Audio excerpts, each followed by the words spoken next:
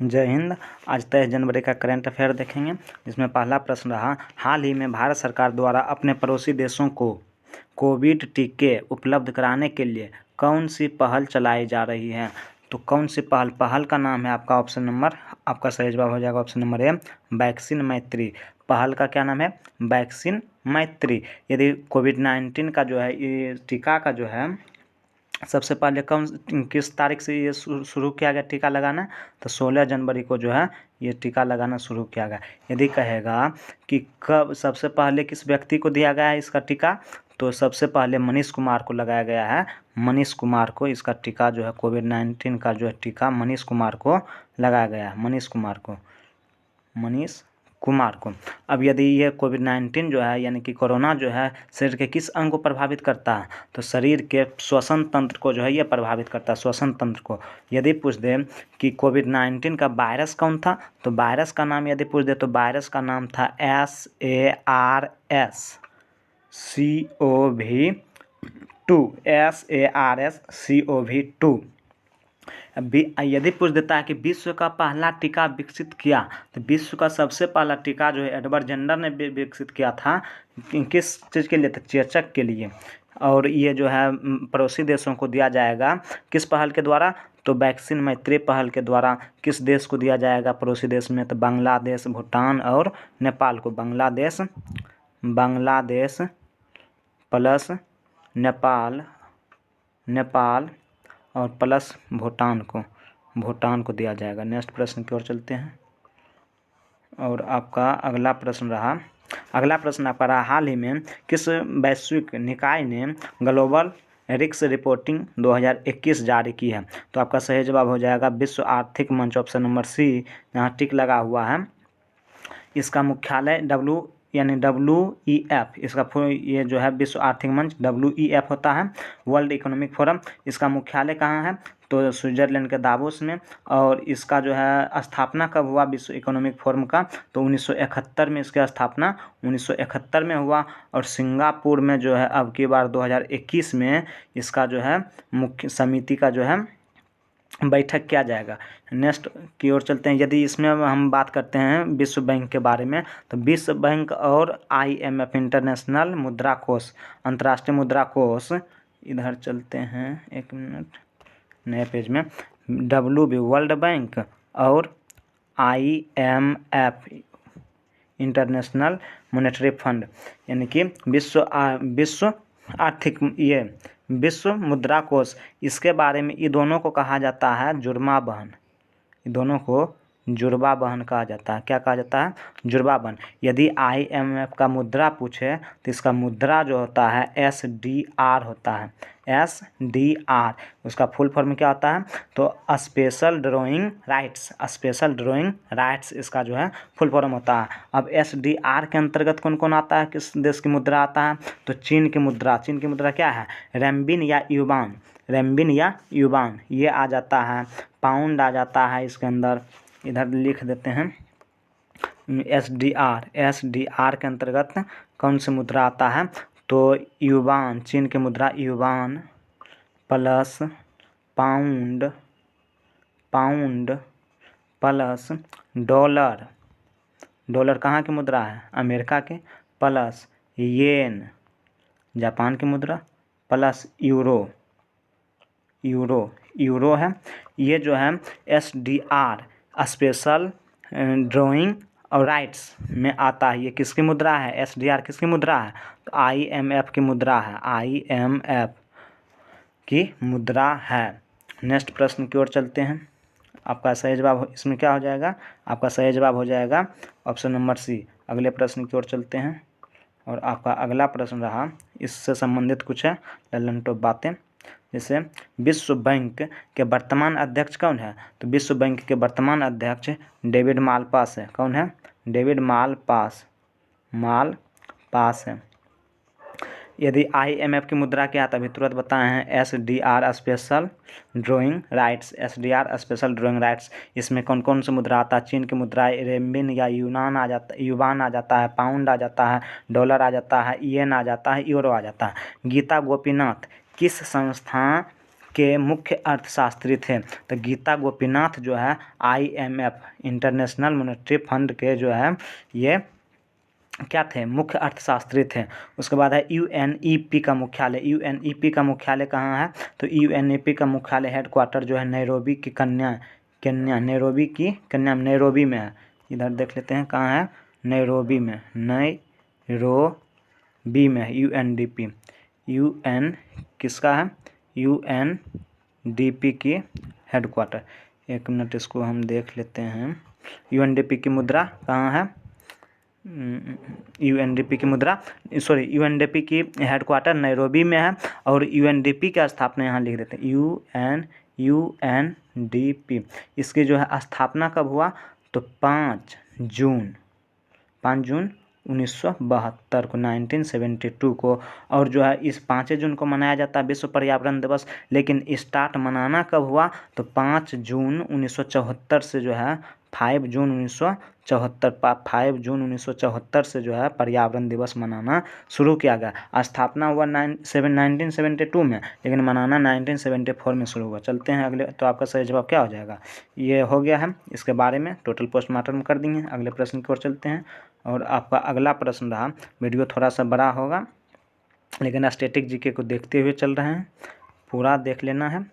Next कहता है तीसरा प्रश्न नंबर, हाल ही में केंद्र सरकार के किस सार्वजनिक उपक्रम को ICAI ने उत्कृष्ट वित्तीय रिपोर्टिंग के लिए राष्ट्रीय पुरस्कार प्रदान किया है? तो आपका सही जवाब हो जाएगा Bharat heavy electricals limited, option number B, Bharat heavy electrics limited, यानी कि BHEC। यदि इसकी स्थापना की बात करें तो इसकी स्थापना कब हुआ? 1964 में। किसकी? Bharat heavy electricals limited, BHEL। तो इसका स्थापना 1964 में हुआ। हेडक्वार्टर इसका कहाँ है? तो हेडक्वार्टर दिल्ली में है। और इसकी बात करें ICAI, इसका फुल फॉर्म देख लेते हैं।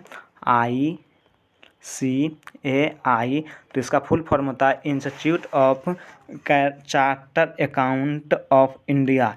इंस्टीट्यूट ऑफ चार्टर अकाउंट लिखना, institute of charter account of India. इसका स्थापना कब हुआ? तो इसकी स्थापना कब हुआ था? 1949 एक्ट के तहत इसका स्थापना किया गया। किस एक्ट के तहत? 1949 एक्ट के तहत। इसका उद्देश्य क्या है? तो लेखा यानी कि अकाउंट की जांच करना जो होता है, लोक लेखा अकाउंट की जांच करना होता है, इसी से संबंधित है। काग किससे संबंधित है? ACAI, यानी कि इसका फुल फॉर्म क्या बताएं हम? Institute of charter account of India. Next प्रश्न की ओर चलते हैं। आपका सही जवाब क्या हो जाएगा? Option number B, Bharat heavy electricals limited. Next प्रश्न की ओर चलते हैं और आपका प्रश्न इससे संबंधित भी है। कहता भारत में वर्तमान में CAG कौन है? तो CAG वर्तमान में गिरीश चंद्र मुर्मू है। कौन है? गिरीश चंद्र मुर्मू है। भारत में महारत्न कंपनियों की संख्या कितना है? तो टोटल महारत्न कंपनियों की संख्या 10 है। नवीनतम महारत्न कंपनी कौन है? तो नवीनतम महारत्न कंपनी भारत में वर्तमान में नवीनतम महारत्न कंपनी कौन है? तो टोटल महारत्न कंपनी 10 को है और इसमें नवीनतम बोलेगा तो नवीनतम हो जाएगा आपका power grid corporation of India limited. Power grid corporation of India limited, PGCIL। Next है SAIL के वर्तमान यानी सेल के वर्तमान चेयरमैन कौन है? सेल का फुल फॉर्म क्या हो जाएगा? Steel authority of India limited. इसका वर्तमान अध्यक्ष इधर ही बनी है सोमा मंडल। नेक्स्ट प्रश्न की ओर चलते हैं। कौन है? Soma Mandal steel limited, steel authority of India limited का। नेक्स्ट चलते हैं। अगला प्रश्न आपका प्रश्न संख्या 4, निम्न में से किस देश में ऑपरेशन एम्पटी प्लेट चलाया जा रहा है? एम्पटी प्लेट ये जो है चाइना के द्वारा चलाया जा रहा है, चीन के द्वारा चलाया जा रहा है। इसमें क्या होता है कि यदि आप खाना को बर्बाद करते हैं तो आपको जुर्माना दिया जाएगा चीन में। और कितना जुर्माना? तो लगभग 1.12 लाख, यानी कि आप यदि खाना को बर्बाद करते हैं थाली में तो लगभग 1,12,000 तक जुर्माना देना पड़ेगा। यदि चीनी के मुद्रा में करें तो 10,000 युवान की लगभग जुर्माना आपको देना पड़ेगा। अब कहेगा नेक्स्ट प्रश्न की ओर चलते हैं। नेक्स्ट प्रश्न रहा हाल ही में स्मार्ट सिटी एयरफील्ड वेपन का परीक्षण किया गया है। इसे DRDO की किस प्रयोगशाला द्वारा विकसित किया गया है? तो आपका सही जवाब हो जाएगा ऑप्शन नंबर ए, रिसर्च सेंटर इमारत हैदराबाद। किसके द्वारा? रिसर्च सेंटर इमारत हैदराबाद के द्वारा जो है इसे विकसित किया गया। अब आते हैं DRDO के बारे में कुछ जान लेते हैं। DRDO इसकी स्थापना कब हुआ? 1958 में। हेडक्वार्टर दिल्ली में। हेडक्वार्टर कहाँ है? हेडक्वार्टर दिल्ली में है। हेडक्वार्टर इसका दिल्ली में है। और इसका जो है smart anti airfield weapon SAAW का रेंज कितना है? तो रेंज इसका जो है SAAW smart anti airfield weapon का जो है रेंज कितना है? तो इसका रेंज 100 किलोमीटर है। 100 किलोमीटर के अंदर जो है ये रडार को, वेपन को जो है नस्तनाबूद कर सकता है। इसका परीक्षण कहाँ किया गया? तो इसका परीक्षण जो है उड़ीसा में किया गया है। उड़ीसा में।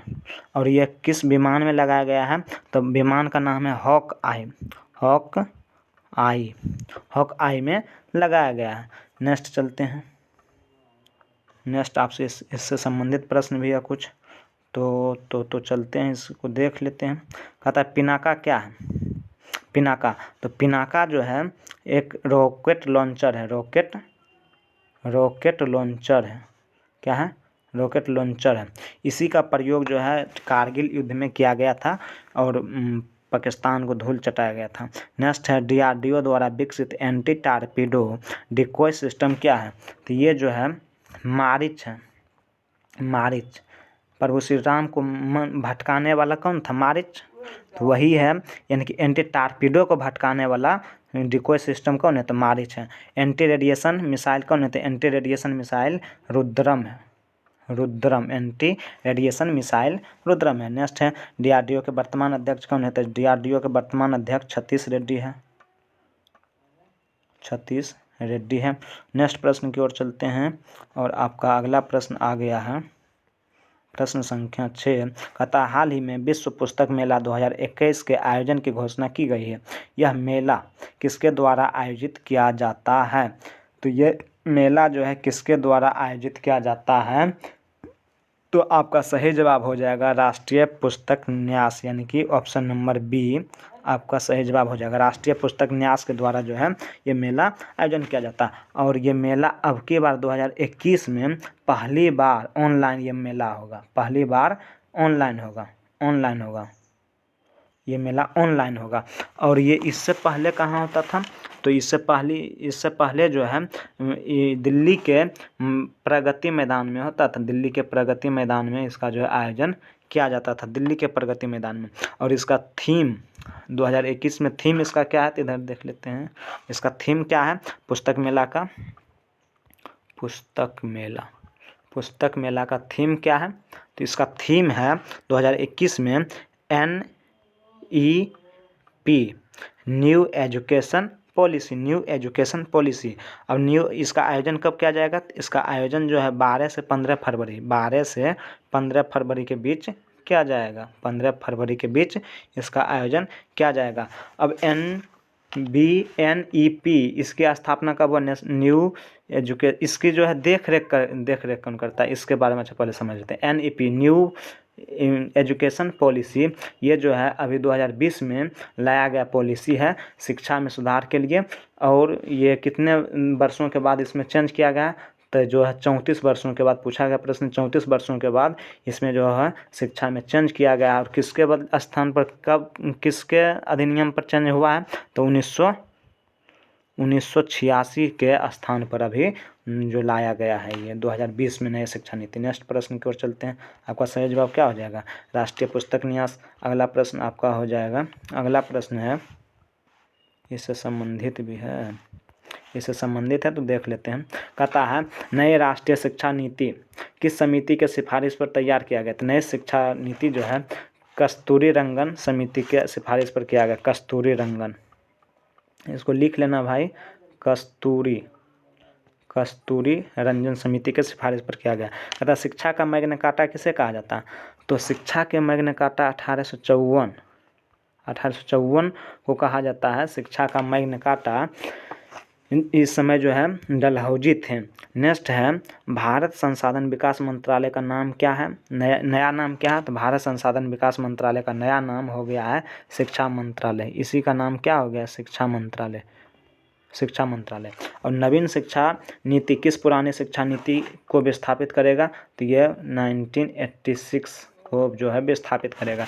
नेक्स्ट प्रश्न की ओर चलते हैं। नेक्स्ट है आपका प्रश्न संख्या 7।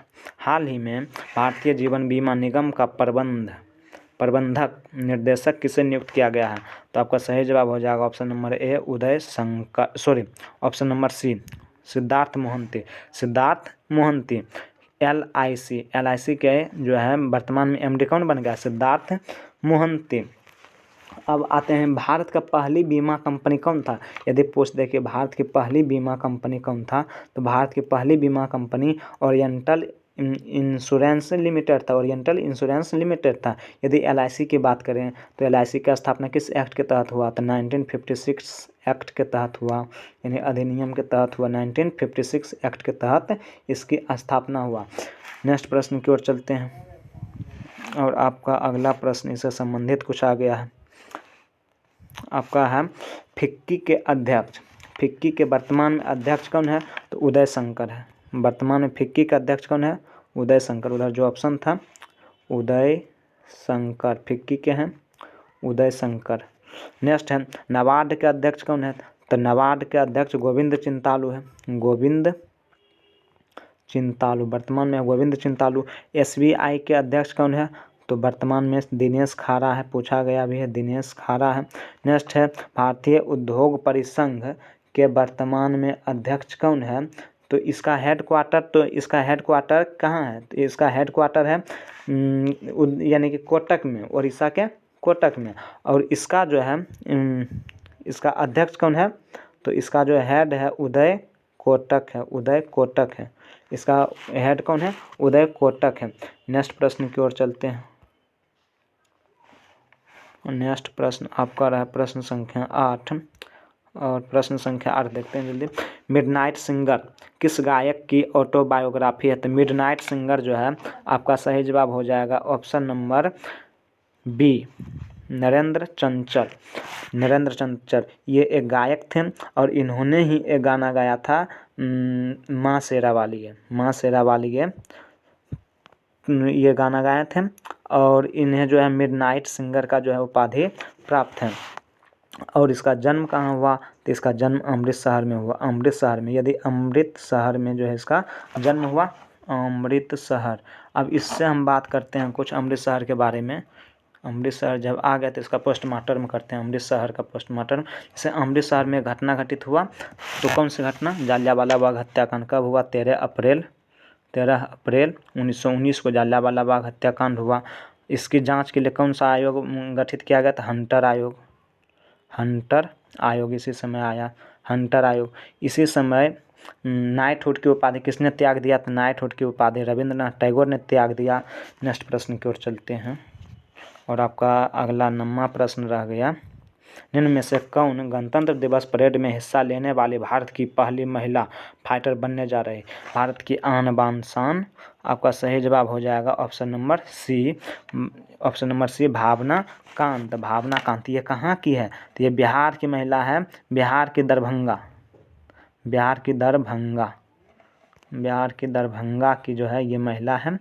कौन? भावना कांत। इन्हें ये जो है कौन सा लड़ाकू विमान उड़ाएगा? तो राफेल उड़ाएगा। 26 जनवरी को परेड में राफेल को उड़ाएगी।